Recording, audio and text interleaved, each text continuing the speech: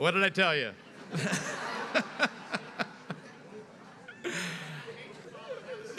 Absolutely. I would also hate to follow that performance, but unfortunately, the chair of our Board of Trustees has that distinction.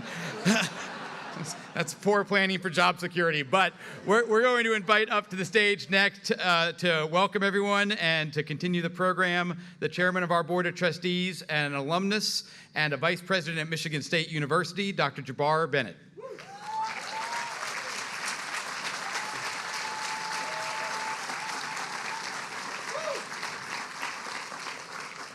Good afternoon, everyone. This is a hard act to follow, so thank you. As you heard, my name is Jabbar Bennett, and I have the pleasure of serving as the chair of the Board of Trustees at the North Carolina School of Science and Mathematics. And I'm also a proud alumnus of the school, celebrating my 30-year reunion this fall, having graduated in 1992.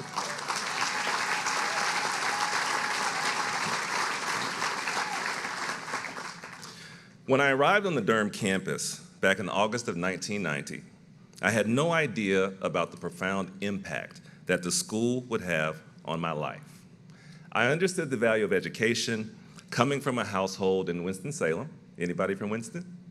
All right. With two college-educated parents and two older siblings who were pursuing their undergraduate degrees at the time. So coming to the School of Science and Math seemed like the next logical step toward achieving my academic goals. It was expected I would perform well in the classroom so that I could be admitted to my college of choice, which happened to be North Carolina A&T State University. Aggie pride, that's right. And I also did pretty well in track and field, setting a record that still stands today. Thank you very much. In the 110-meter high hurdles, in case you were interested. All right. So I'm pleased to say that I achieved my academic goals, but even more grateful for the personal development, emotional intelligence, and social awareness that I gained along the way.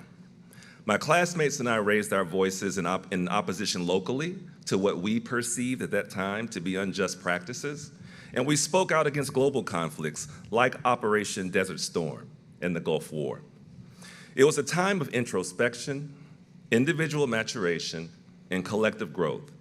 And as we began to think about who we were at that time, and we began to think about who we aspired to be and the change we wanted to make in the world. Today marks a new chapter in the storied history of the North Carolina School of Science and Mathematics, a history full of early challenges and unlimited future opportunities for our students, the city of Morganton, Durham, and the state of North Carolina. It is my hope that this community will welcome, embrace, challenge, and support the well-being of the young and impressionable and diverse students who will come to this place and call it home. It's important to remember that some will be first-generation college students and come to Morganton from schools that are differentially resourced.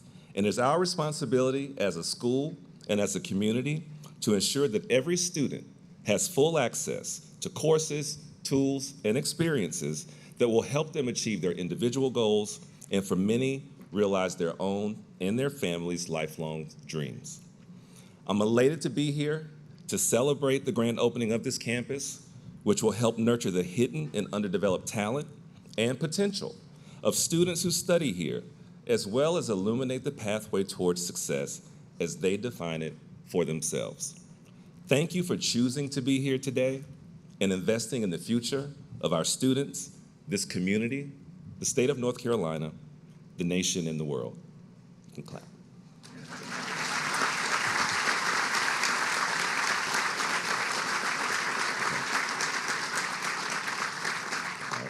And now it's my pleasure to introduce or welcome our Chancellor, Dr. Todd Roberts.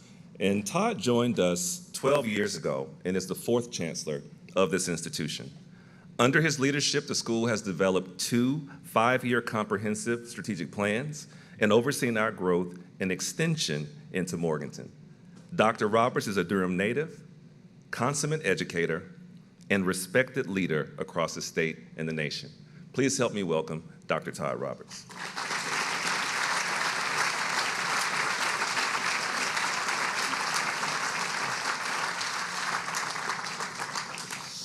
Good afternoon again to everyone who's here for this amazing day. What a fantastic and historic day this is for not only NCSSM, but for the UNC system, for our state as a whole.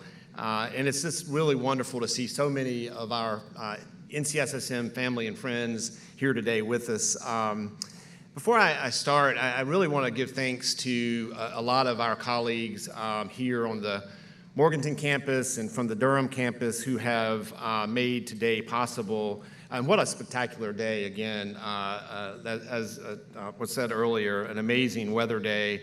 But, to plan an event like this takes a lot of effort, and so I want to give credit to, Kevin Baxter, who you've seen earlier, Ashley Grindstaff on campus, Margot Metzger, and the whole team here, and all the folks who came from Durham to make this possible. So let's give those folks a big round of applause.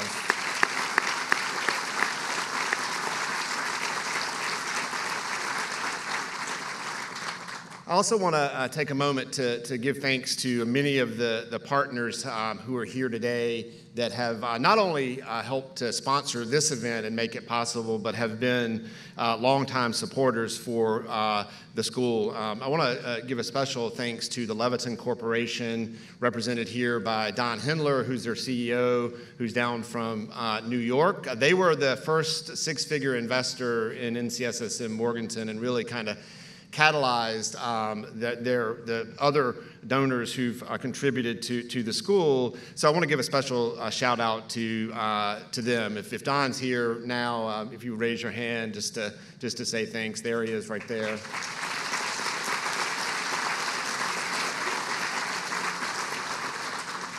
Also to Duke Energy, who's been a supporter for this event today, but also a longtime supporter of this whole project. And they're represented here today by Stephen DeMay. Their statewide president is Mr. DeMay here, right there. So thank you, guys.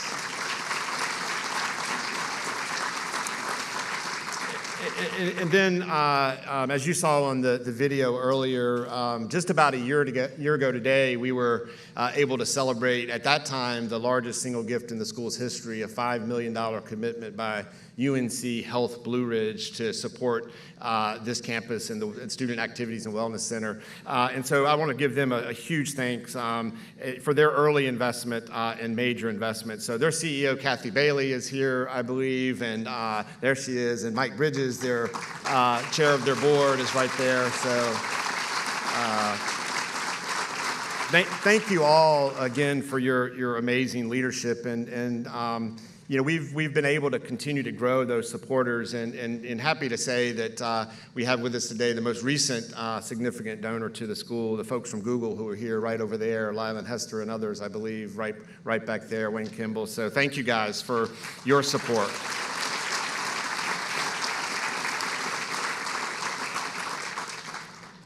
It took vision back in the late 1970s to imagine an abandoned hospital in Durham becoming what it is today, which is a leader for STEM education, not only across our state, but across the nation and the globe. And so over these years, thousands of alumni have been inspired by their time at NCSSM, whether through our residential program, our virtual programs, or our summer programs.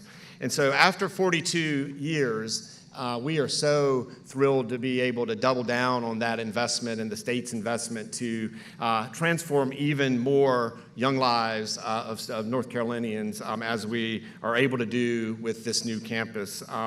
So, it's again another historic day, like it was the day in 1980 when we first opened. And we're able to celebrate this amazing location on this beautiful piece of property here in western North Carolina.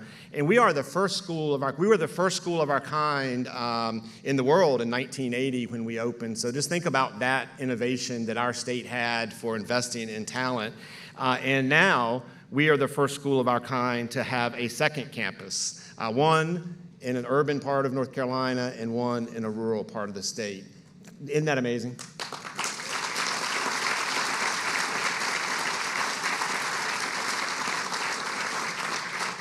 So the journey to get here has been incredible. I can remember back to 2014 when I had the very first conversation about opening a second campus and doing that here in Morganton. And we had some local community members that were really driving this from a grassroots efforts. And I want to give a special shout out to Roundtree Collett, who organized that first meeting, and Frederick Reese, who are both here today, for really having the vision and the foresight, and more importantly, the steadfastness to get us to this point today. So thank you, Roundtree and Frederick, for actually imagining this and helping us be here today.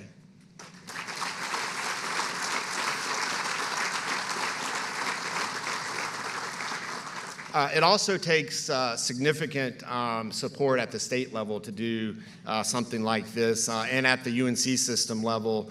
And so we have a number of those folks and supporters who are here today that I'll mention a little bit more. But the statewide investment in this institution, started with the NC Connect bond issue back in 2016, but has continued to get us here where we are today. And so I really would like to take just a moment to recognize some of the leaders and supporters who've championed this project. And so I'm going to start with, our biggest investor, and that's the state of North Carolina through the North Carolina General Assembly and their support for us. At the lunch earlier today, I was able to specifically recognize the two local representatives and Representative Blackwell and Senator Daniel for their leadership. And also I want to give a special shout out to Speaker Moore, who's here today to speak at the event, and to Senator Heiss, who is also going to speak at today's event, because we would absolutely 100% not be here without the tremendous support of these individuals. That is for certain. So thank you.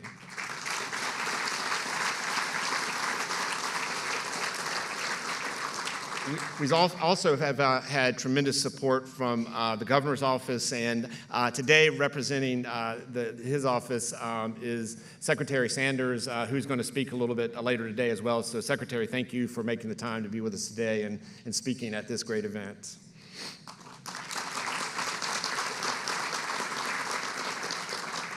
We have a number of our UNC system Board of Governors here, and Peter Hans, the president of the university system, who has offered tremendous support for this project since he's been in office. And so with all the members of the Board of Governors who are here, would you please raise your hand and let us thank you for your support.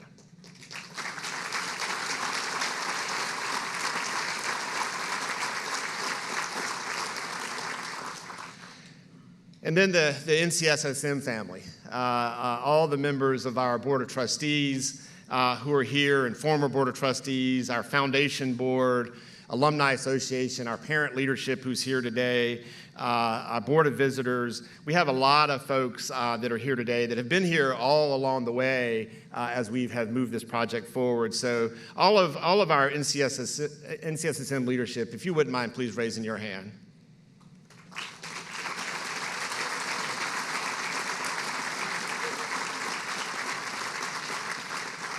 We also have a lot of our current, in most cases, recently graduated students or current students who made the trip out here today. You heard Bonnie speak, and they have been really amazing in support of this project. And so for all of our current and former NCSSM students and parents who are here today, would you please raise your hand?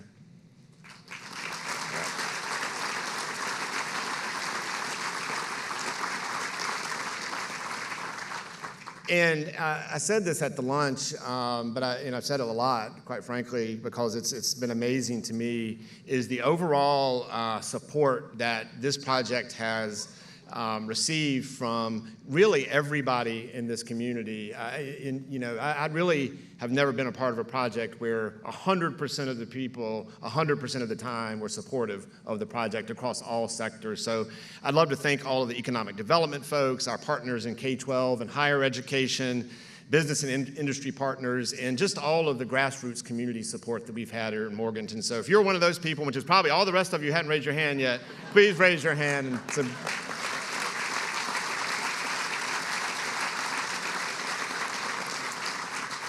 And I'd also like to take an opportunity to recognize some of our statewide officials who are here, elected officials, who I really think helps to really highlight the importance of this day for our state. We have Secretary of State Elaine Marshall here, Supreme Court Justice Sam Ervin, and Treasurer Dale Falwell. So would you guys please raise your hand?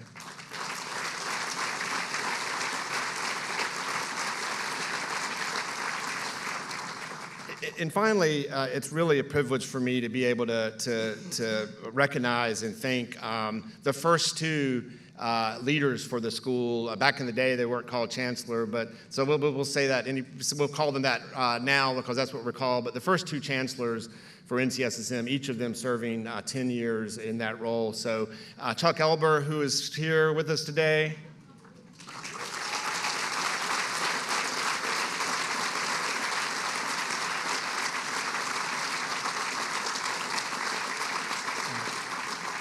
So Chuck knows a thing or two about starting something from scratch, and it had never been done before. And then the second 10 years of the school, John Frederick. Is John here someplace? There he is right there.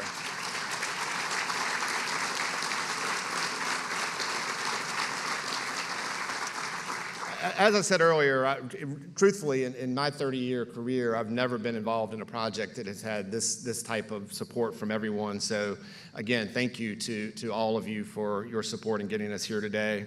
You know, I remember back to the original study that was commissioned by the General Assembly in 2014 to imagine a new campus of NCSSM. And that study at the time envisioned it as a $58 million project that was later funded through NCSSM Connect bond program. We didn't know at that time where it would be located. And now, fast forward to today, you know, we're on this beautiful ridgeline and really couldn't imagine it being any other place but here.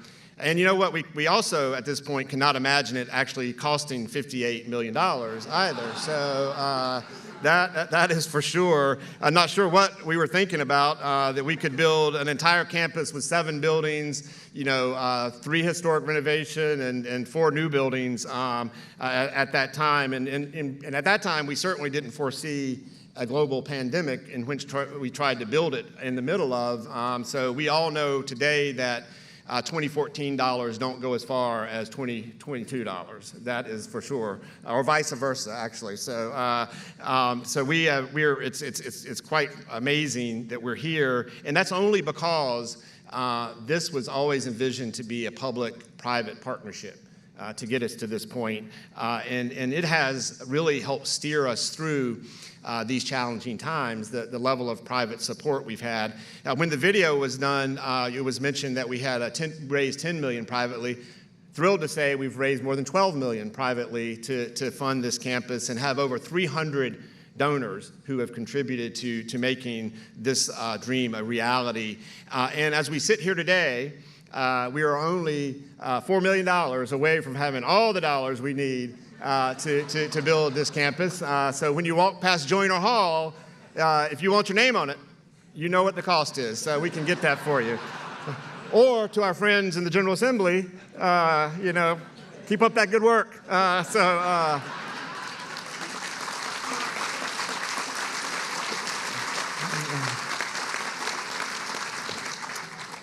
want to take a moment to thank our design team and the construction company that has helped build this beautiful, beautiful campus here. Our design team is Dudapane Architects, and as you can see as you walk the campus and look around this, they had a great vision for painting this beautiful canvas that is our campus. And I'd also like to thank Barnhill Contracting Company for all of your work getting us here today, you know, because as you all know, it's been a challenging environment to build anything, much less a campus. And so if you haven't had a chance to tour the Residence Hall or the Commons or Goodwin Hall before you leave today, I would encourage you to do it. They are absolutely, absolutely beautiful. And as a matter of fact, 2 of them, the Residence Hall and the Commons, we only got occupancy on Tuesday, so you'll be one of the first few people to see it. So let me just recognize Taran Duda, who's here from Dudapane Architects, and Bob Barnhill, who's here from Barnhill Contracting Company. There's Taran.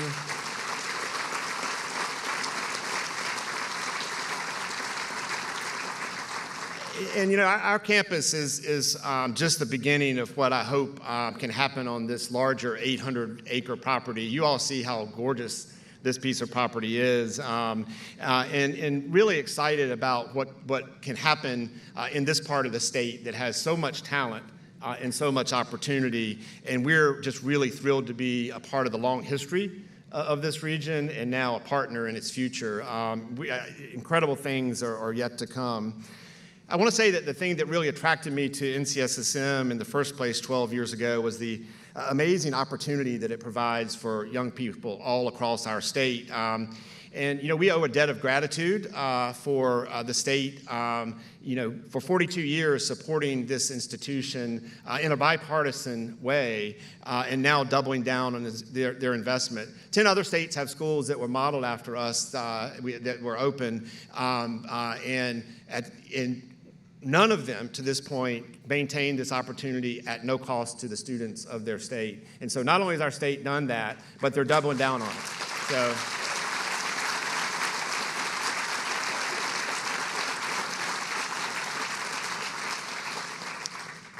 And it's been a great investment. We did a recent economic impact study for our institution about a year and a half ago, and NCSSM contributes back $1.3 billion in annual economic impact to the state of North Carolina through our more than 12,000 alumni and the work of the school. So for the state's roughly $37 million investment now with Morganton, that's a heck of a ROI on that, I would say, for sure.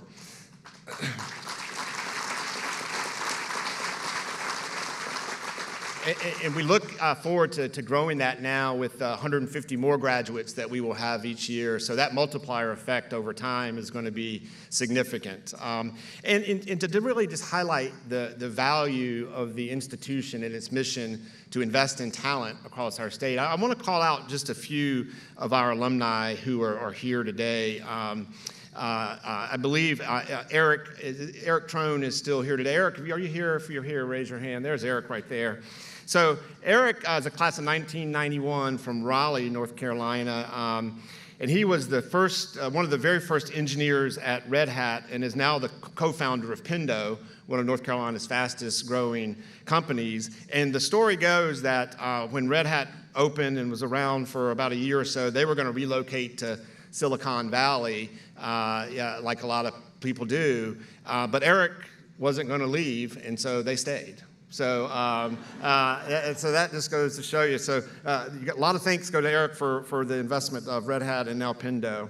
I also want to highlight one of our local Morganton alumni, Kim Gregg. Is Kim here this today? I thought Kim was maybe going to be here today, but she's a local Morgantonian who graduated in the class of '88 and has done an amazing job, and extremely successful orthodontist. And I want to recognize Carl Rydeen. I see Carl right back there, so Carl, raise your hand. Carl is class of 1989 and grew up near Goldsboro, North Carolina, was the founder of Precision Lender, a company that was very, very successful here in North Carolina. And I also want to highlight one of our alumni who's an executive at Google from Halifax County, class of 2007, Wayne Kimball, right there. So it's not just the economic development, but the leadership that alumni provide. And we're fortunate to have with us a number of alumni who have been significant leaders for our state. I'd love to recognize State Senator Ralph Heiss, class of '94, right there.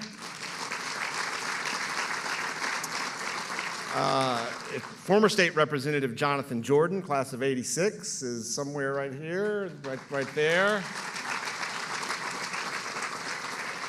And I believe former State Senator Erica Smith was going to be in attendance. I haven't seen her, Erica, but if she's here, please raise her hand. So all of these folks are providing significant leadership for our state through the General Assembly. You know, Carl Rydeen that I just mentioned always says, one of the lines I love that he says is that NCSSM was an equity investor in his future, and now he's an equity partner in NCSSM's future. And I believe that's true for all of our alumni.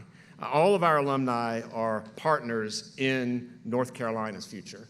That is for certain, and they have done amazing things. So would all of our alumni who are here today please stand?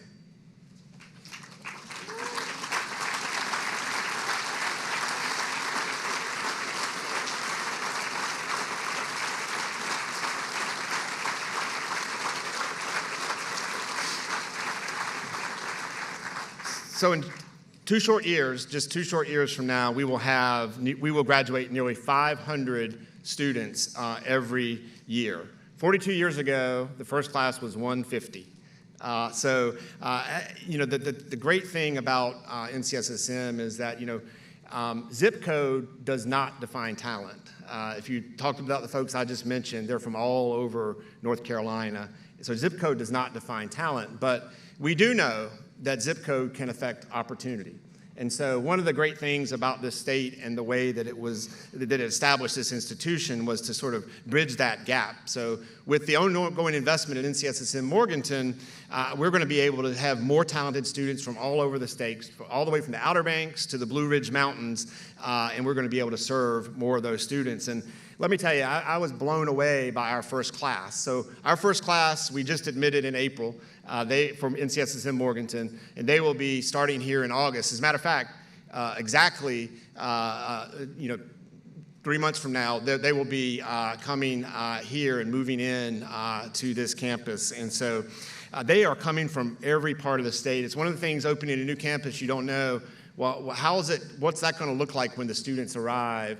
And it's amazingly diverse geographically. We have students from the Outer Banks. We have students from the Triangle, the Triad, Charlotte, all the way to the border with Tennessee coming here. And in every way, the first class of students for NCSSM Morganton is as diverse as the student body on the Durham campus. And that's something that we're really excited about and really proud of. And so the first class is going to be awesome.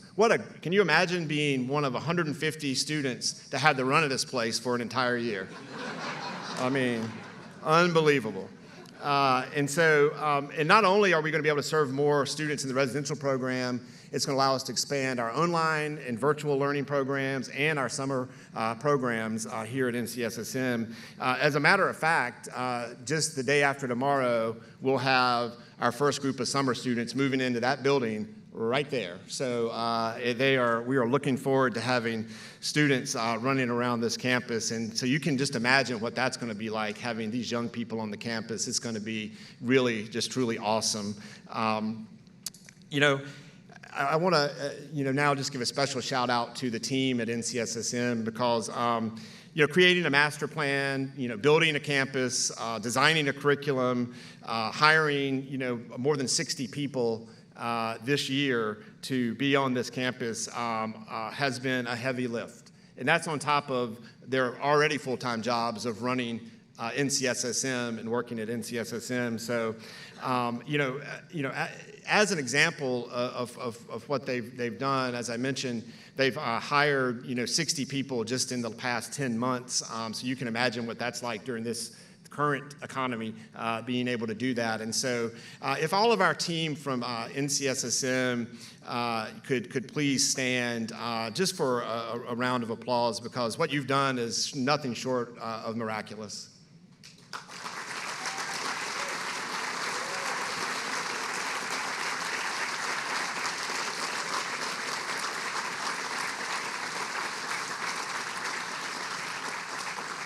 I mean, we have had and always had an incredible team at NCSSM, and I want to take a moment to just to highlight the new members of the team that are NCSSM Morganton.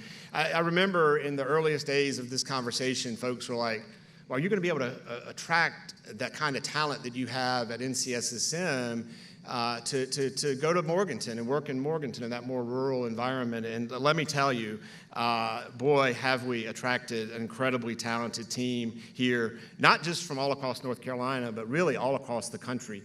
We have faculty and staff here from the West Coast, from South Dakota, from Maine, from Louisiana, and all places in between. So those of you that lived in Morganton, you have a treat ahead of you to have these folks as a part of your community, and we really have a treat ahead of us to have them a part of Team NCSSM. So again, we're excited to have you all here. And I want to take this moment to give a special shout out to Kevin Baxter. He's been acting like he's the MC of the program here today, which he is. But he has been the leader for this campus out here since 2016, when we made the great decision to hire him away from East Carolina University to come in and lead this project. And for all of you that know, raising $12+ million, building an entire campus in the middle of a pandemic, all of those kind of things, attracting amazing, talented group of people here. Kevin gets a lion's share of the credit for that. And so, Kevin, thank you for your leadership.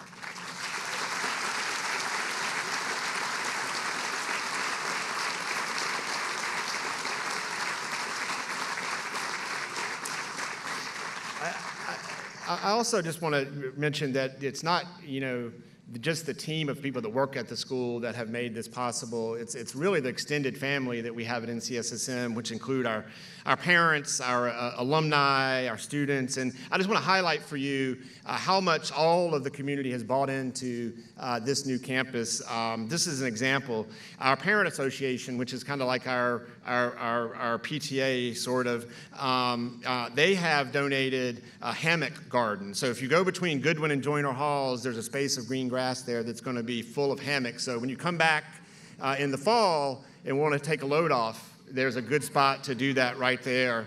Our Alumni Association is gifting a state-of-the-art data visualization wall that will connect the Durham and the Morganton campus. So students on both campuses can go by this wall and have an opportunity to connect with one another from afar.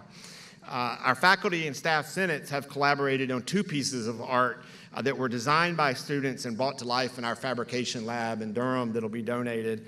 And I want to give a special call out to a piece of artwork that our student government, or a couple of pieces of artwork that our student government commissioned from one of our recently graduated seniors, Mac Barnes, who's here with us today. Mac, where are you? Right over there. Mac actually just flew in late last night from New York, where he was being celebrated at Carnegie Hall as the National Gold Medal winner for his art, which is a series of quilts called A Walk in Their Shoes. They're fascinating if you look at them. And he's also created for this event 2 companion pieces, one that will hang in the Durham campus called Portrait of an American, and the other that hangs, you can see it in the Academic Commons, that is Portrait of NCSSM, which let me just tell you, they took 600 digital photographs, took those photographs, ran it through the Bridges supercomputer to get that image of what a future NCSSM kid would look like. And so it's really, and then he quilted it. So it's really an amazing piece, and I would encourage you to take a look at that. And finally, I want to express our gratitude to our colleagues in the UNC system here. I mentioned President Hans for his amazing leadership. We have a number of other folks that have made the trip out here that, in the budget area, finance and construction that are here, the educational team that have been critical for us and our success. And we also have Chancellor Everts from Appalachian State and Chancellor Cole from the School of the Arts here. So if all of our colleagues and friends in the UNC system who have made this possible, without you we couldn't have done it, would you please just raise your hand or stand so that people can recognize you?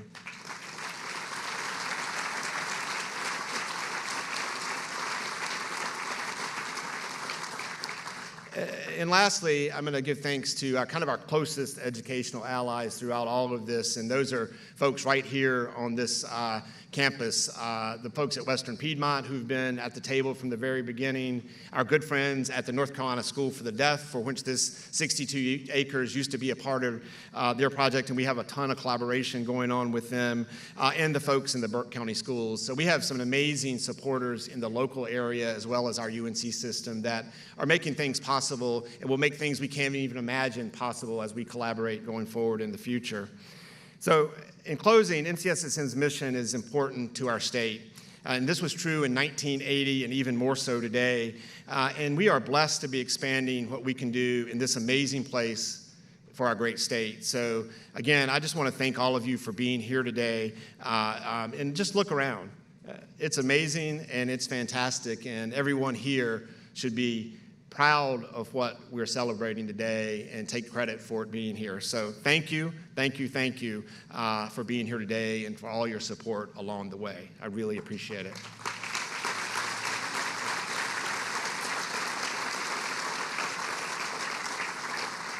Now I get the distinct pleasure to introduce North Carolina's Secretary of Commerce, Michelle Baker Sanders.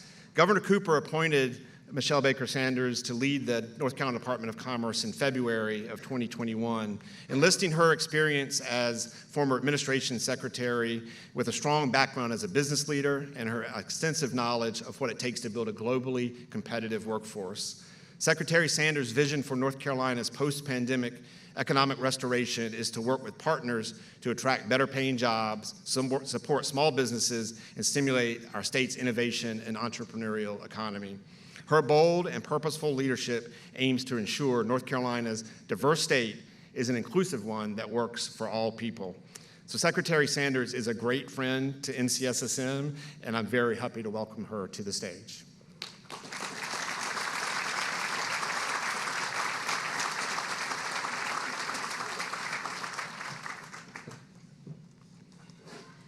Thank you, Chancellor Roberts, for that introduction, and good afternoon, everyone. On behalf of Governor Roy Cooper and the entire team at the North Carolina Department of Commerce, I bring you greetings and congratulations on the new North Carolina School of Science and Mathematics campus in Morganton. It's great to say that. So we are excited to celebrate this outstanding occasion that not only celebrates the institution's expansion with its second campus here in the Western North Carolina, but also their continued commitment in having North Carolina's best and brightest young minds, the next generation of leaders, critical thinkers, communicators, creators, problem solvers, innovators, advocates, entrepreneurs, change agents, and yes, mentors as well. For more than 4 decades, North Carolina School of Science and Math has been nurturing, teaching, challenging, and inspiring our future pipeline of highly skilled talent. The impact of this entity goes almost without saying, really, educating our youth, preparing our young people to continue their education, join communities, enter the workforce, and contribute to society is one of the most vital roles that exist. And STEM education and careers are critical components of our current success and our future economic success.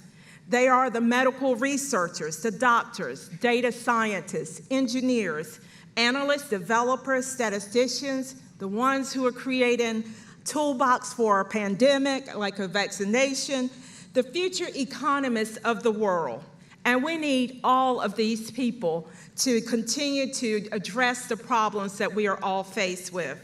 Filling the STEM pipeline with a diverse group of educated and disciplined, highly skilled workers is important to North Carolina in continuing to grow a globally competitive workforce. Investing in the education of our most talented students from every corner of our state will ultimately stimulate our state's innovation and entrepreneur economy. And that's to be commended, that North Carolina School of Science and Math students will serve our economy well. This entity also focuses intently on our underserved populations in Tier 1 and Tier 2 counties, ensuring a diverse and inclusive experience that transforms lives. Now, because I know you're all excited and pleased that they are not just transforming lives, but they are also going to have an impact not only on the lives today, but for generations to come. Also, near and dear to my heart is one of the institution's founding goals has been to reserve at least 50% of its enrollment for girls. And I'm sure you understand why I'm biased to that.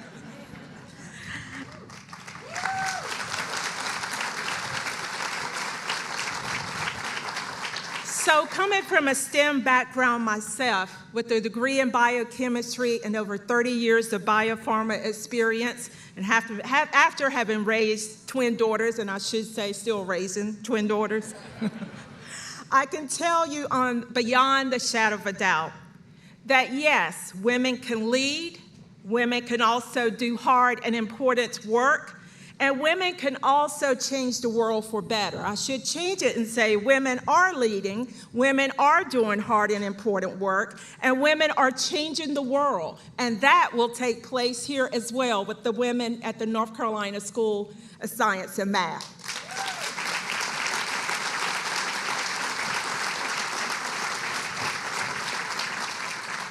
So we need more STEMists. I'm so proud of this new campus and so proud that it will amplify that mission of inclusion and diversity, as well as equity. North Carolina School of Math and Science has had a long-standing presence in North Carolina through continued investment in our state and the continued commitment for educating our children. The STEM-related jobs are all vital to our economic growth, and our state has a large demand for STEM workers. North Carolina's metro areas are among the top ranked for STEM job creation, with Charlotte ranked #1 and Raleigh ranked #5. And these STEM industries are growing each year. These jobs lead to rewarding careers, focusing on solving some of the world's most pressing challenges. Not to mention, they also pay well, with an average salary of over $84,000 annually, compared to $37,000 for non-STEM occupations. The STEM jobs also have historically had the lowest rates of unemployment and have proven to be more resilient during economic downturns, including throughout COVID-19 pandemic. North Carolina continues to attract and retain the world's leading companies: Apple, Google, Fujifilm, Credit Karma, Eli Lilly, and this recent announcement here of Meritor, who recently announced an expansion here in Morganton. So we are pleased. Homegrown and global businesses alike choose North Carolina because we are a great place to do business. We have the infrastructure that is needed, and we continue to focus on making sure that we will have the infrastructure needed. Most importantly, we have a diverse, skilled pipeline of talent. Recognize that we are facing the challenges of the labor supply shortage. Our Tier 1 research institutions and universities are developing talent pipelines by graduating nearly 30,000 students with STEM degrees annually. Thousands of future chemists and engineers and other professions. That's what our top-tier universities are contributing to our workplace.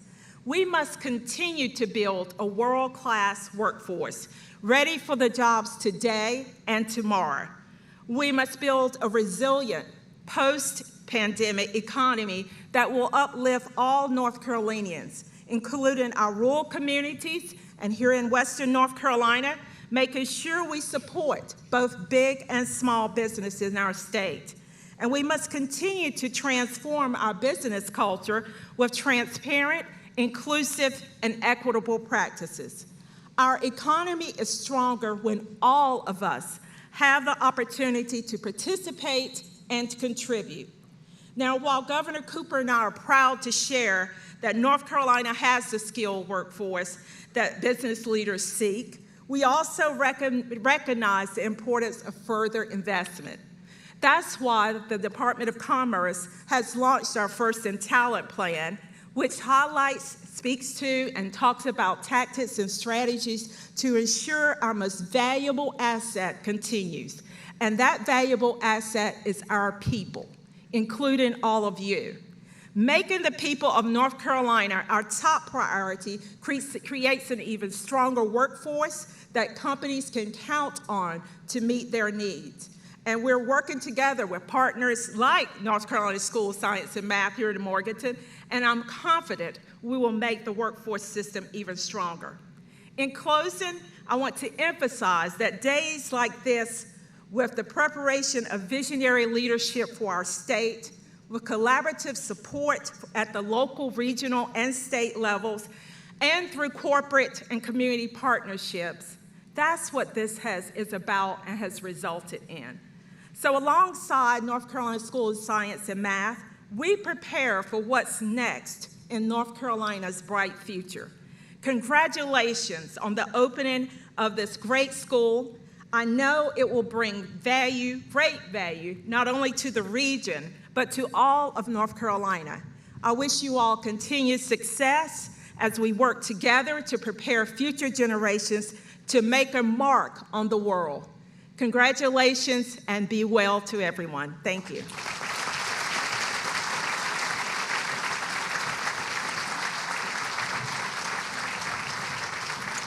Thank you so much, Secretary Sanders. I'm excited for this next speaker.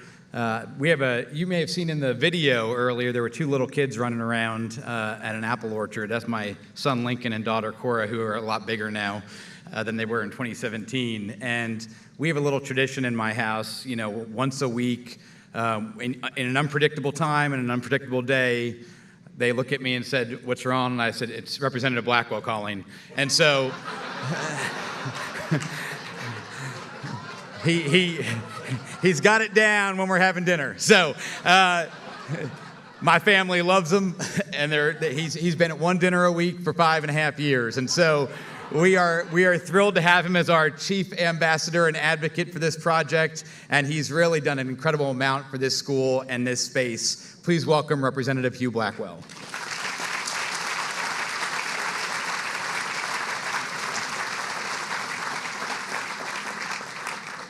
I'll have to say at starting that Kevin was demonstrating what a good job Todd did in picking him for this job, because he took my call each time, and that's why we're here today.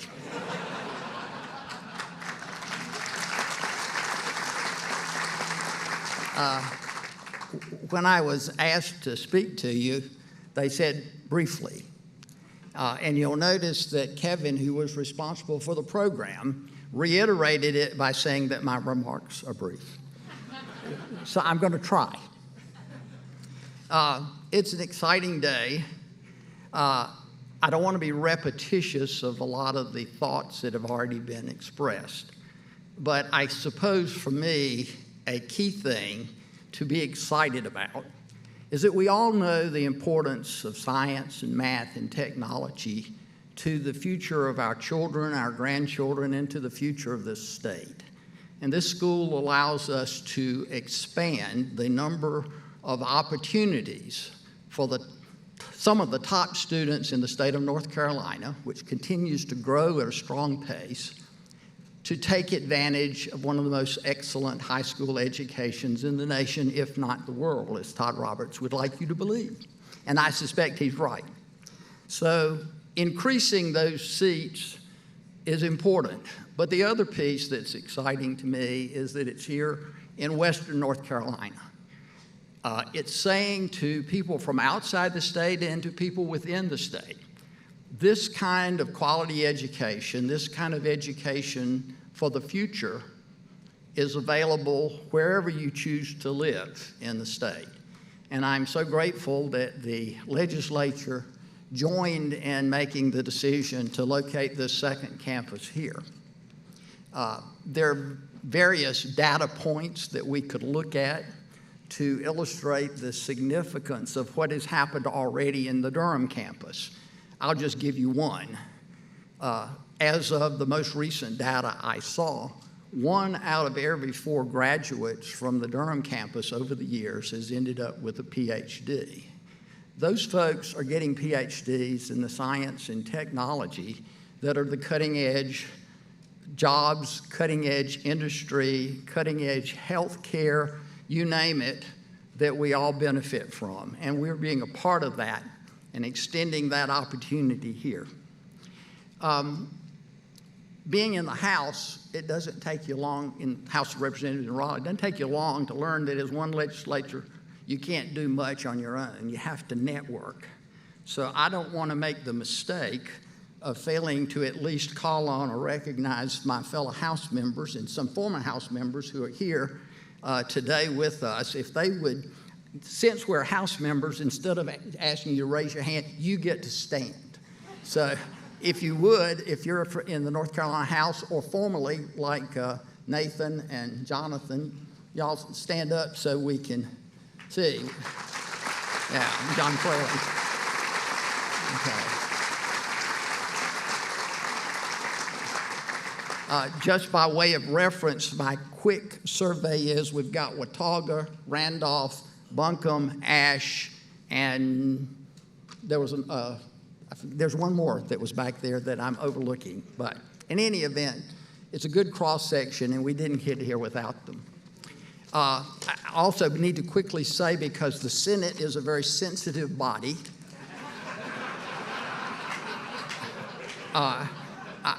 I am not overlooking you, but a fellow senator can do a much better job than a House member of recognizing other members of the Senate, so I'm going to leave that to Warren. This is the part where I hopefully get really brief.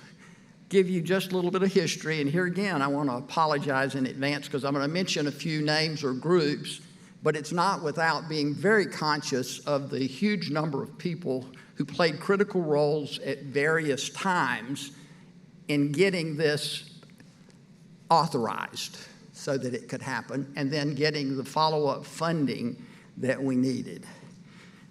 Someone has already mentioned, but I think in the summer of 2013, Senator Daniel and I were able to get in the state budget a provision for a study to be done on whether to have a campus here or somewhere else, and whether to have a second campus.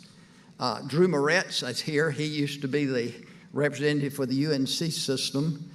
In January of 2014, he sent me that report that I thought was a little equivocal, frankly. So we had to work to shore it up. In February of 2014, I was visited in my office in Raleigh by a class of fourth graders from Morganton. They wanted to know, well, Representative Blackwell, what do you actually do? The person who asked that question, as I recall, was John Collett. And John Collett's mother, who's now a member of the NCSSM Board of Trustees, Dr. Ellen Collett, was in the group. And almost immediately, Ellen got in touch and said, what can Roundtree and I do to help? And that's where I think we sort of got started with organizing community and business support. And ultimately, that led us to get a meeting in the conference room of Speaker Tim Moore in Raleigh. We made our presentation to the speaker. My recollection of the way it happened was, at the end, Speaker Moore stood up and said, let's do it. And now we are doing it. I think maybe I started to say it's done, but I'd like to put a little bit of pressure on President Hans, the Speaker, and since Senator Heiss is here, there's the highest ranking member of the Senate who's present. Chancellor Roberts, if we're really going to double down, I think we ought to double down on the number of students, not the number of campuses. So instead of 2 campuses with 300 here and 600, we need to have 600 here. So let's get that planning process going.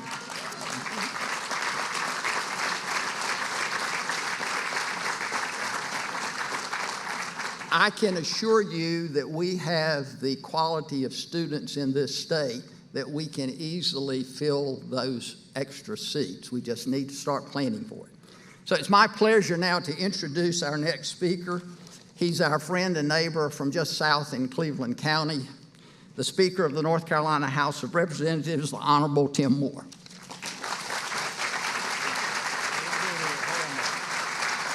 Come here. Well, good afternoon. I told you not to go anywhere because I really can't say enough about the work that this guy did to make this a reality. For those of you who live in this region, know that this was a topic that he talked about daily. I mean daily, several times a day, because he passionately believes in it. And he fought very hard. He and Warren wore the place out, making the case. And at the end of the day, after laying out how do you get here, how do you pay for it, laying out all the metrics, it is amazing to see a reality. There are a lot, and I'm gonna introduce by name our colleagues. You took part of my job, by the way, just for the record. All right, well, there you go. You're okay. You're all right. Anyway, but thank you. I was going to brag on you some more, but I still will.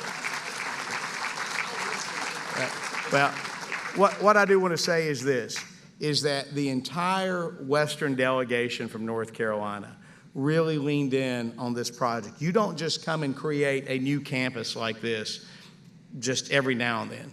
And there are folks who serve in the state legislature that will sometimes spend many years and look back and say, what do you have to show for it? And I'm going to tell you something, that you and Warren and Ralph, I know, was in on this as an alum, really leaned in a big way and can look back and say many years from now when you guys are done with Jones Street, can look back and see an amazing difference that was made for your work and for the lives of North Carolinians. It's absolutely incredible.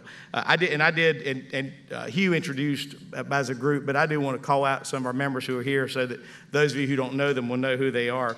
Representative Hurley, who is here from Randolph County. Representative Hurley, it's good to see you with us here today. I'll introduce Dave Craven because he's almost a House member and a senator. He's our 121st member. So, Dave, good to see you as well. But I'll let the senator formally introduce you there.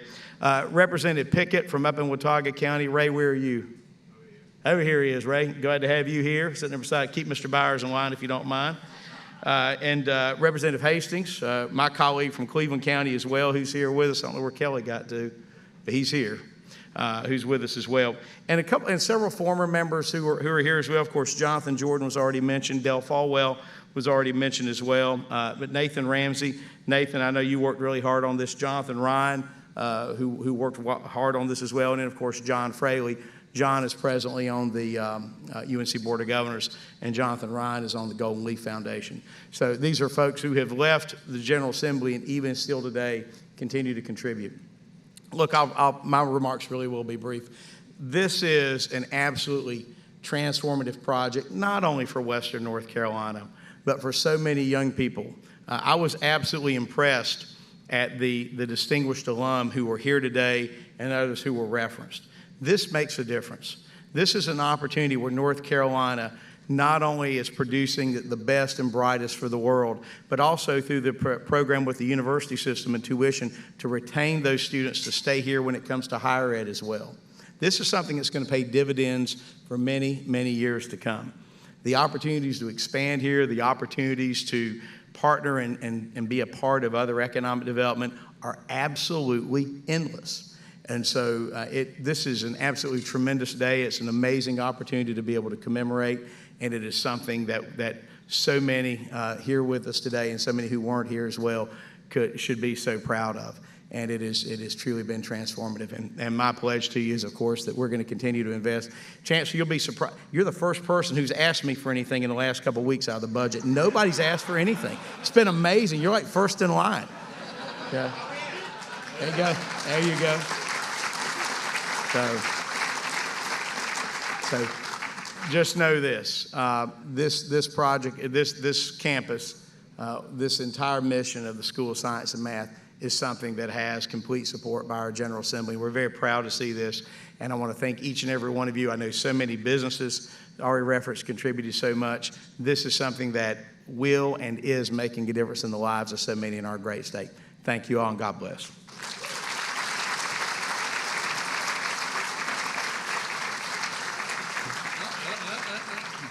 You get yours too. Hold on now, Senator Daniel. We've got to make sure you know the distinguished gentleman that's about to join us on stage, who's been a phenomenal job and been a phenomenal advocate for this community in this region. For those who had the opportunity to join us for under a tent a lot smaller than this at our groundbreaking, you got to hear from Senator Daniel and about the connection he and his family have to this campus and to this community. You also learned at that event that the playground he was really fond of was bulldozed the week prior. And so we are excited that we've created a new playground for students all across the state, and we hope that you will come over and visit them early and often. Please welcome Senator Warren Daniel to the podium.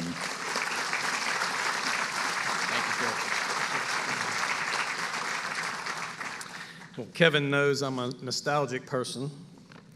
My wife knows that, and my remarks are going to reflect that. But before I start those, I do want to thank Kevin for the opportunity to give the Senate the cleanup position behind the House. So we like to bat cleanup, especially after the Speaker, who is a good friend of mine, by the way. At least was.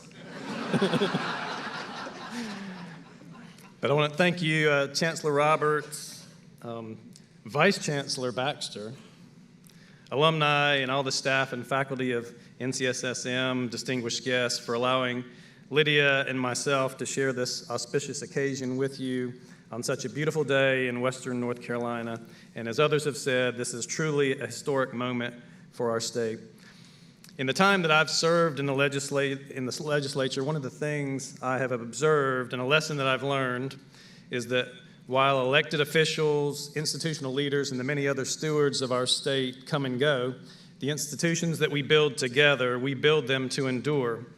And this is certainly evident on the campus where we sit today, a school built for the deaf, established in 1891 by state and local leaders who looked to the future and had a vision that our state should better serve and help our hearing impaired children. This vision took root now more than 130 years ago, and it still stands today. During the first few years of my legislative service, when I lived only a mile from this spot, in fact, I've lived probably more than half of my life a mile from this spot, I would often jog around the campus. And whenever I was here, I saw these grand old buildings, particularly Goodwin and Joyner, that were falling into disrepair. I knew that we weren't being very good stewards of the vision that had been built in 1891 with so much care by leaders who came generations before us. And it was during that time, as others have said, around 2012 or 13, that there were many voices in Raleigh advocating that the School for the Deaf be permanently closed. And in their defense, this was not the first time that closure had been recommended, primarily due to declining enrollment and increasing costs. But like most everyone who has called Morganton home, I knew that this school was special and that this campus was special and that we shouldn't allow its legacy to come to an end. But as a legislator, I also knew that once decisions of that magnitude had taken hold among bureaucrats and budget writers, they're often hard to turn around. And as difficult as it might be to reverse a decision to close down a state institution, to create enough of a groundswell of support to build a new one, well, that is an undertaking of a whole different magnitude. And now, as an aside, I want my Senate colleagues to forgive me because I'm about to praise a House member. So I want to thank and give great credit to my fellow legislator, Representative Hugh Blackwell, who I often refer to as the senior member of our delegation, for his initial vision and tenacious advocacy for the addition of a Western campus of the North Carolina School of Science and Mathematics right here on these grounds. Hugh began working toward this end around 2010 before I began serving in the General Assembly because he believed, as I later came to agree, that our current School of Science and Math in Durham, an institution that is esteemed throughout the country, needed greater capacity for enrollment, and because our state needed greater geographic balance in the educational opportunities we offered to our brightest young minds. To call this project a long shot is an enormous understatement, and I thank Hugh and my House and Senate colleagues who are here today who would agree with me that when we look back to the early days of advocating for this school, I don't know that we actually believed this day would ever come. But with the support of many of you sitting here today, fellow legislators, local elected officials, leaders of business and industry, together we built a strong coalition of support that has led to this day. And by building this new institution on these grounds, we have not only planned for the future, we have renewed our stewardship of the past. Another key supporter in this endeavor, and someone who I'm proud to now introduce to you, is my Senate colleague, Senator Ralph Heiss. As a senior member of the Senate, hailing from the mountains of Mitchell County and the town of Spruce Pine, as well as an alum of NCSSM, Senator Heiss's strong advocacy for the school has played a huge role in allowing us to finally celebrate today. Senator Heiss was first elected to the Senate in 2010 and currently serves as the Deputy President Pro Tem of the Senate. He represents Senate District 47, a district that covers a vast portion of western North Carolina, all the way from the Tennessee border to South Carolina, including Madison, McDowell, Mitchell, Polk, Rutherford, and Yancey counties. So I give you now my colleague and good friend, Senator Ralph Heiss.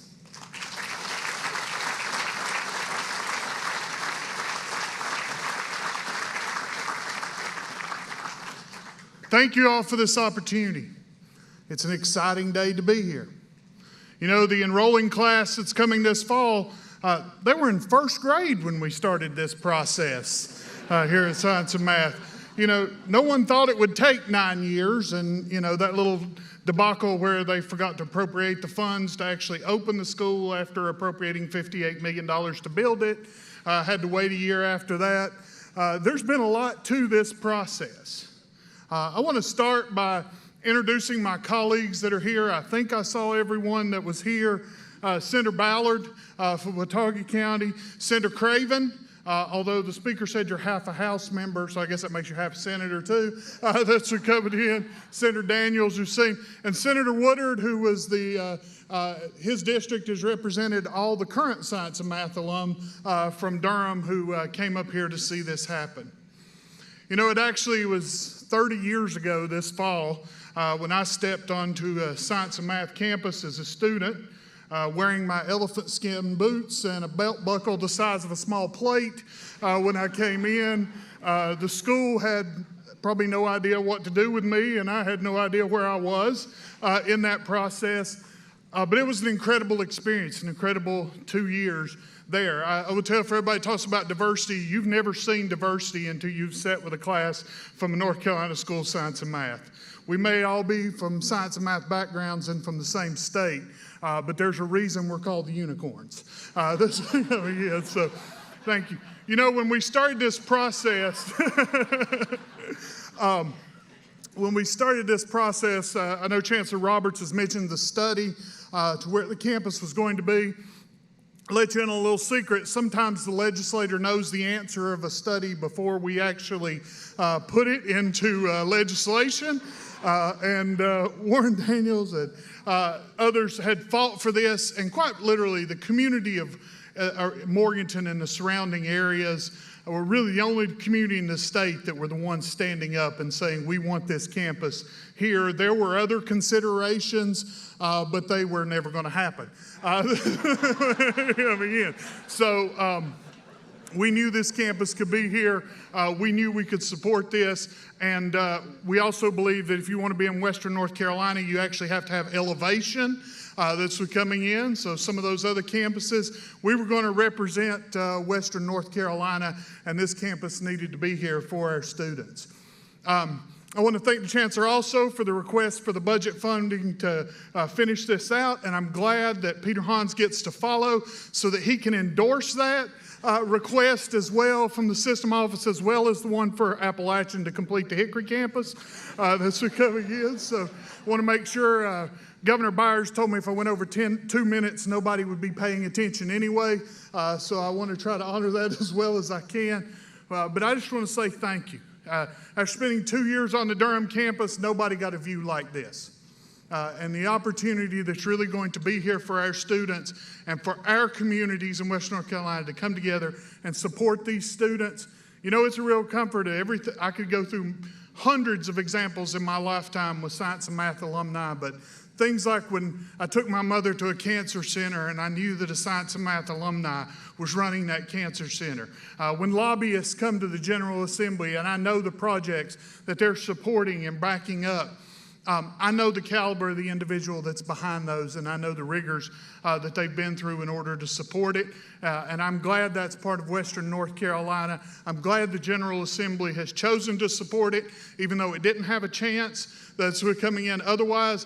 Every system in the university owes a huge debt of gratitude to this campus. The Connect bond would not have passed without this project being in there.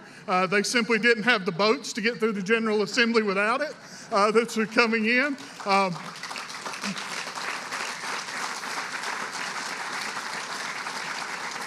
as well as most municipalities' water and sewer grants that were conditional upon this campus being here. But thank y'all for being here. It's an incredible group. It's an incredible turnout just to welcome this campus, and we look forward to welcoming students this fall. Thank you.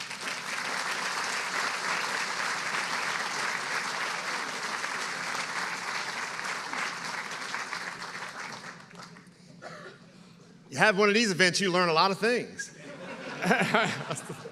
It's my pleasure now to get to introduce the 7th president of the University of North Carolina system, Peter Hans. President Hans is in his 2nd year as president of the UNC system. Prior to that, was a member of the Board of Governors and was on the Board of Governors, and I think maybe chairing it when this project first came to be. And so he has a long history of supporting this project. He's also been the president of the community college system. He's a native North Carolinian, graduate of the UNC Chapel Hill. So please join me in welcoming Peter Hans.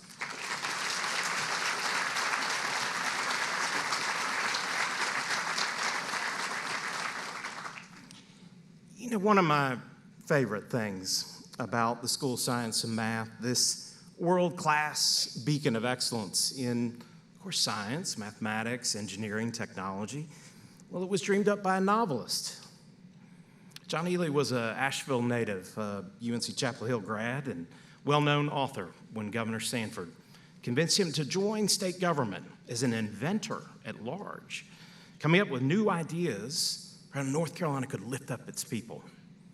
And we have him to thank for the Governor's School, the UNC School of the Arts, and the brilliant idea of recruiting some of the state's most gifted high school students and gathering them together.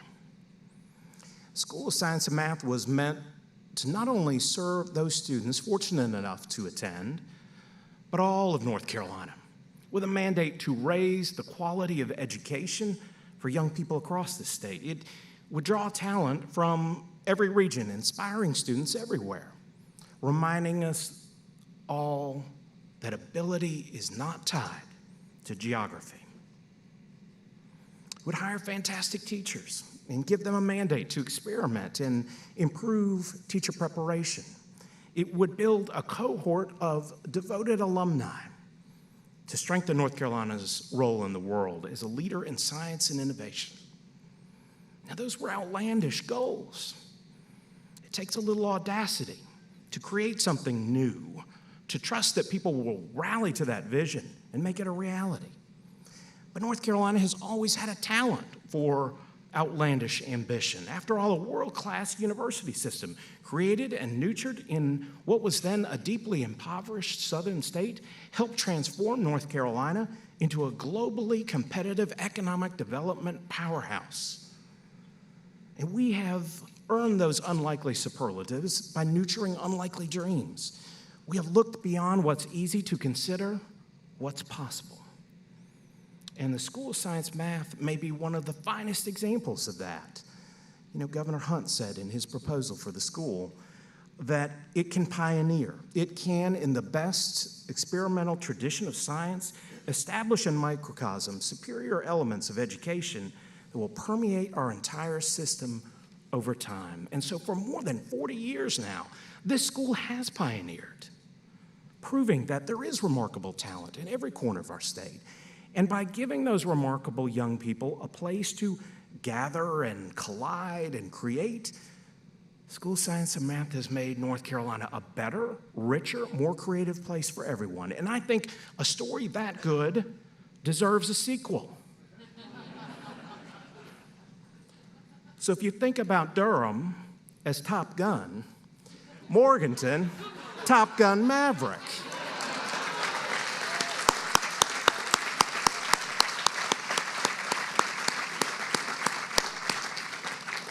And from our legislative friends, it sounds like the box office numbers are going to be good, Chancellor. Look, the truest measure of any society is what it builds for the next generation, how it encourages and provides for its children. What risks will we take to start something new so that a rising generation may thrive? And we're giving a confident, joyful answer to that question today. Now, the simplest, most important thing we can say about Morganton is that it will extend and open extraordinary opportunities to more of North Carolina's young people. The students who pass through these halls will become the teachers and the inventors and the artists and the authors of our shared future. And we'll welcome them onto the campuses of our public universities, thanks to the wise and generous provision of free tuition for NCSSM grads. And we'll send them off to some of the finest institutions of learning across the world, carrying their affection for North Carolina and their determination to pay it forward right here at home. North Carolina is a growing state, the 9th largest in the country, still gaining fast. We draw ambitious people from all over the world. We have proven time and again over the past century that North Carolinians are a dynamic bunch, able to meet the changing demands of a fast-changing world.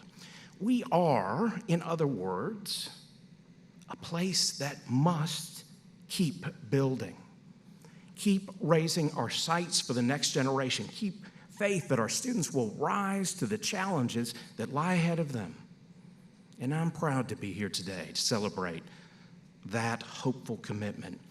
I thank you, Chancellor, to you and your team, to all of our elected leaders for their vision, and to the good people of Burke County and well beyond.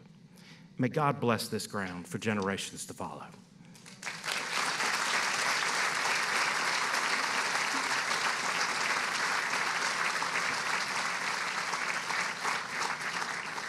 Thank you so much, President Hans. And we have had just spectacular engagement across the UNC system at the school over the 42 years of our history. And most recently, we've been thrilled to engage with our partners at Appalachian State University and Western Carolina University, UNC Asheville, and UNC Charlotte to examine ways that we can collaborate, engage students who come to this site, and really dream up new partnerships for the future. So I think it's a wonderful opportunity to shine a light on all the universities in this part of the state. We're excited now to welcome to the stage a dear, dear friend of both the School of Science and Math and of mine, Sally Sandy. And I'm not saying that just because she was on my interview committee several years ago, but Sally is the city manager here in the city of Morganton, and it's just been incredible to see the community reaction to this opportunity. It is like nothing I have ever experienced. Many of you in the crowd are from Burke County and some from Morganton, and you all know what I'm talking about. There's something special in the water here, and we are just blessed to cherish these relationships. And Sally was on our core planning team in 2017, and every time we need anything, she's a call away. This stage I'm on, everything about this place in terms of the speakers, the wiring, Sally's team came through once again this week because we thought we were going to have 350 people, and whoops, we got to 600. So we called on our friends, and as always, they were here for us, and we value that relationship an incredible amount. Sally, please join me on the stage.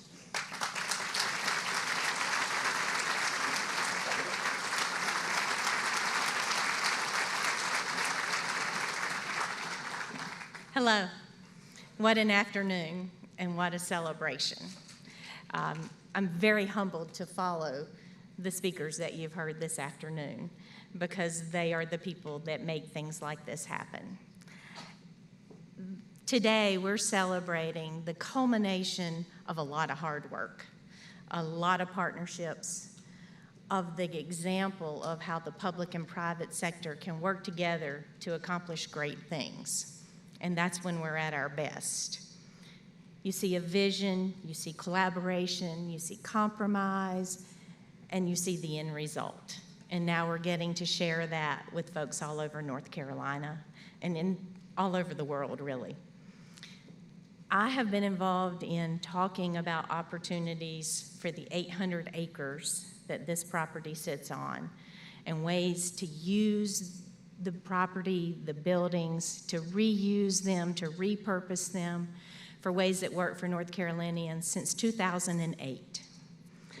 I have been around in this project from the very beginning discussions when years ago, then Secretary of Commerce Sharon Decker and Dr. Pat Mitchell came to town, visited. We took a van tour through this property and started thinking about what it could be. Today, we're looking at the representation of the intersection of economic development and community development. And that's really cool to a manager. We are looking at a project that, as you've heard before, has intertwinings of historic preservation. We are preserving and updating our past, preserving it, and putting it alongside the new and our future. And that's another marriage that makes this project work, to take the old and the new and to put that together. We are looking at a project that's main purpose is to educate North Carolina's most talented and brightest young people. I don't know anybody that can't find a passion around that. So thank you all for being here.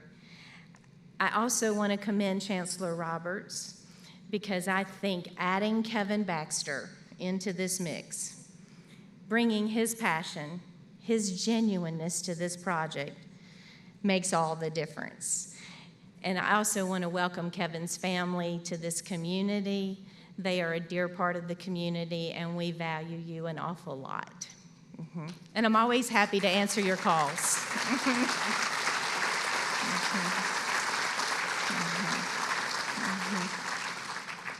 You've heard Chancellor Roberts say today, and in my reflection for today, I've heard him say, I don't know how many times, that this is a project that from its very beginning had positive support. Everyone is excited about it, and everyone brings excitement and energy to the table to get it done. And that is very unusual. And I'd say that to our folks in the General Assembly who saw the value, who made the investment, who stepped up and did the right thing for the right purpose. And today we're here to celebrate that. So thank you all. Seeing this campus come to life is really, for me, a once-in-a-career opportunity. This kind of thing doesn't happen all the time. A week or so ago, I was traveling on I-40 with my family, and I looked up and saw a billboard. And it was the image of this campus, and it says, "Welcome, students." At that moment, I knew that this was real, and I knew that we really had something to celebrate. So on behalf of our community, on behalf of Morganton and Burke County, and really on behalf of Western North Carolina, I would like to welcome to NCSSM Morganton the faculty, the staff, the future students, and their families. Welcome to our family, and we're happy to have you.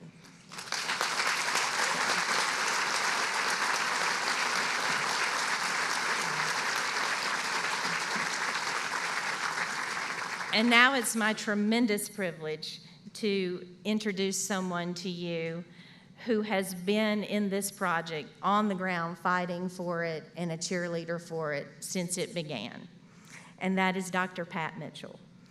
After years of teaching in higher education, obtaining multiple economic development certificates, Dr. Mitchell put her knowledge to work with boots on the ground. She has served as a county manager, an economic development director, and then she took her talents to the North Carolina Department of Commerce as the Assistant Secretary for Rural Development. And that's where she met up with this project and the ideas that we're reaping the benefits for today.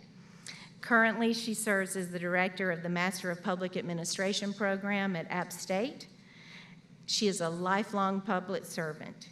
She's a tremendous advocate for education and economic development, and she understands what it means when those two things meet. For that, I am very grateful. She is a cheerleader for this project. She's a mentor. She's a role model for everyone who believes in public service, and she understands that great things happen when the public and private sectors work together. She is someone that I admire tremendously. And now I invite her to the stage.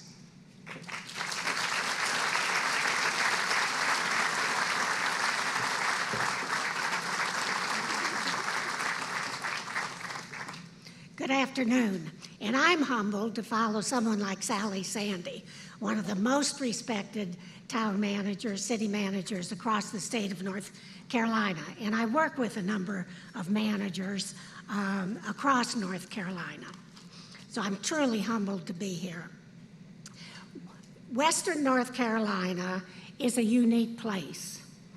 You know, you look at a 23, 25 county swath of land, of geography, and in the north we're anchored by Appalachian State University, a really fine institution of knowledge.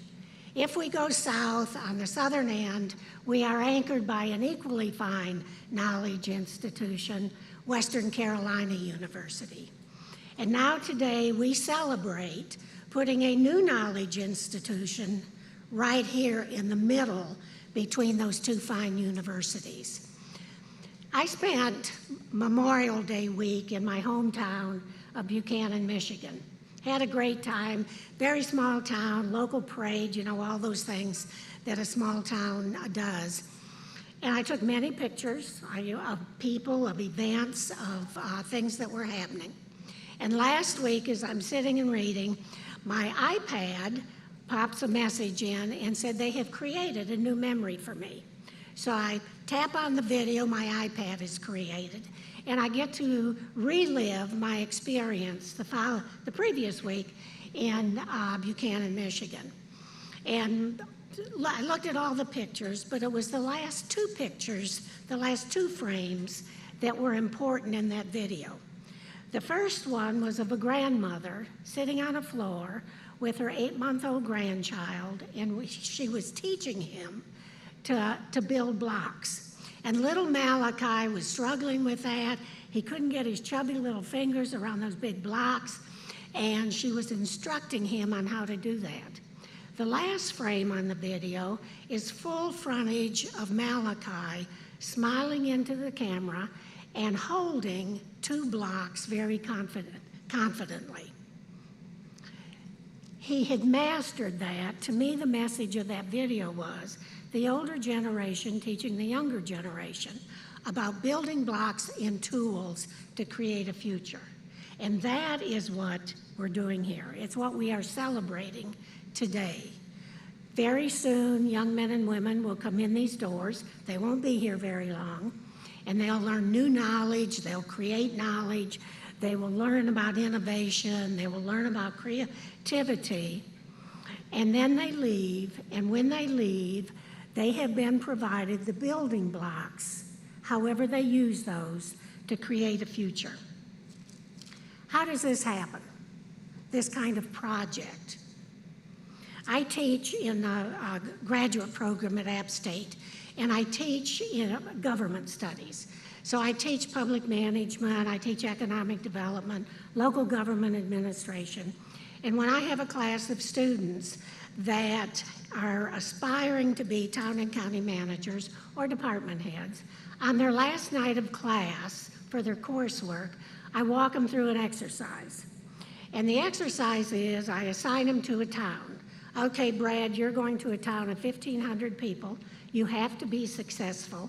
And throughout the coursework, we talk a great deal about capacity. What is capacity? How do we use it? Why does the public sector need it? Etc.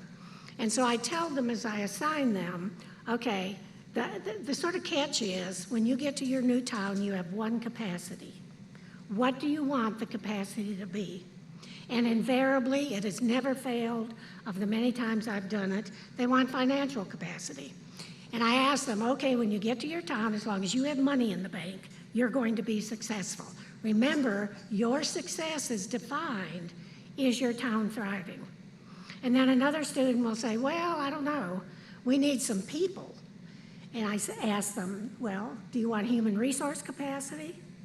Well, another student will say we need infrastructure, and they'll spend a lot of time talking about infrastructure, above the ground and below the ground. And if we carry it out, it's always taken about 20 minutes. A student who typically has not said anything yet will say, when I get to my town, I want leadership capacity. And that's the answer.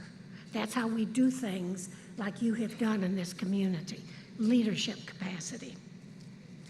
My first conversation about this project was with Representative Blackwell, as you might guess. He called me over to his office, and he told me, and I'd been at Commerce about 2 months, he told me that he was trying with his colleagues to get some grant money appropriated into the Department of Commerce, and with that money, he had a great deal of concern about what was going to happen here as the new hospital was opening, vacating buildings, going into their new facility, and what would happen to these buildings that were all of a sudden empty. And he thought it was a good idea to plan ahead. So he wanted me to go back and talk to Secretary Decker, whether she would accept this money into Commerce and if we would lead a visioning or a planning project for these empty buildings that might occur. She jumped at the chance. We got the money, $400,000 first round, but he was able to come up with more eventually. And Commerce contracted with the Development Finance Initiative at the School of Government under Tyler Mulligan. And some incredible planning took place that was referred to eventually as the Broughton District. In the midst of all that, Representative Blackwell, Senator Daniel, and others at the General Assembly really reignited the conversations they'd been having about this wonderful institution. But it doesn't take just the state. And they engaged Speaker Moore, and I know Roundtree and some other executives made a trip into the Speaker's office and sat around and talked about this project and how important it was. And the state has a critical role in this, but it takes local leadership too. Sally Sandy and her administration and the Morganton elected officials, Brian Steen and the county administration and the county commissioners, those elected officials, all had to come together through at times, very difficult conversations, and then the decisions after those conversations were also more difficult. But look at what you have today in this community. The young people that will come here and leave from here will be the beneficiaries, certainly, of what you have created. Western North Carolina, the state of North Carolina, the borders beyond, the future generations are going to benefit from what will be done at this school. I commend each and every one of you that have touched this project in some way. You have played your roles extremely well through very difficult times to have this creation, this knowledge institution here. Thank you for what you have done, and God bless this young generation that is going to come into these doors and be our future. Thank you very much.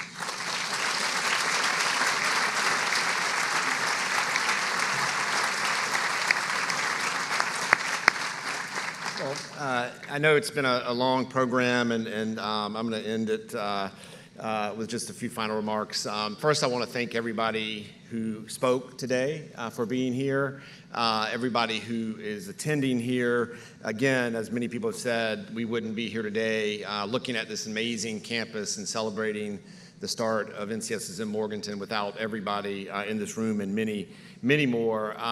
We are just 2 months away from welcoming the very first class of NCSSM to this campus, and just 2 days away from welcoming the first group of students that will sleep in those beds right over there for our summer program. So this dream is truly a reality, and we at NCSSM couldn't be more grateful for the support and more excited about the opportunity ahead for the next 42 years of this institution. And so thank you again for everything that you've done to make today possible.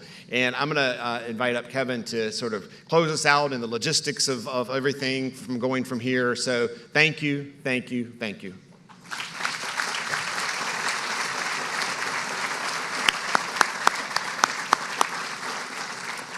So this project was supposed to yield a campus that would open in 2021.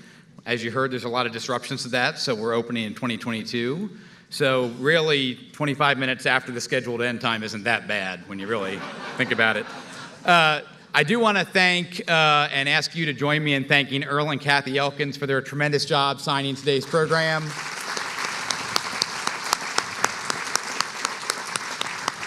And I also want to give one additional thank you to Dr. Joel Welch and the team at Western Piedmont Community College, as well as our partners at the North Carolina School for the Deaf, so ably and incredibly led by Mark Patrick and his team. Thank you both for your partnership to make today happen.